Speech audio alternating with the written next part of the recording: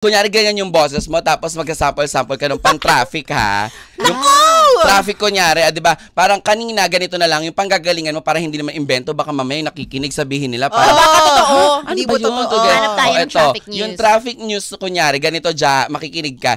Dito yan, dito sa akin, wala dyan sa cellphone yung mga sagot. Oo, ayan. Parehas kayo, mga kabataan kayo, ha?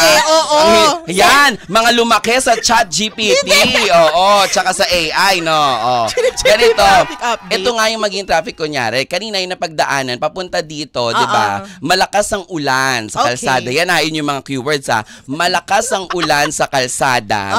Tapos, on the way dito from Espanya, Manila, alam mo yan, Espanya, Manila, papunta ng Rotonda to Quezon City, ayan, sakto lang, hindi ganun kadami yung sasakyan, pero dahil malakas ang ulan, dapat dahan-dahan kasi yung zero visibility. Moderate to heavy pa lang. Ganon. Moderate to heavy pa lang. Hindi pa ganun kadami yung sasakyan. And, tanungin po natin, ano nga ba ang latest na traffic update? English? Bahala ka kung saan ka komportable. Hindi ako mabalita, Mama Jaya. Ganun talaga, china-challenge nga. Ano ba yan? Ang dami namang china-challenge nga para namang gamulto. Oo. Dapat pag may challenge, lahat ng challenge tatanggapin. Oo. Grabe, na-pressure tuloy ako. Ganun talaga. Dapat, di ba? Ipakita mo ang jaja. Hindi,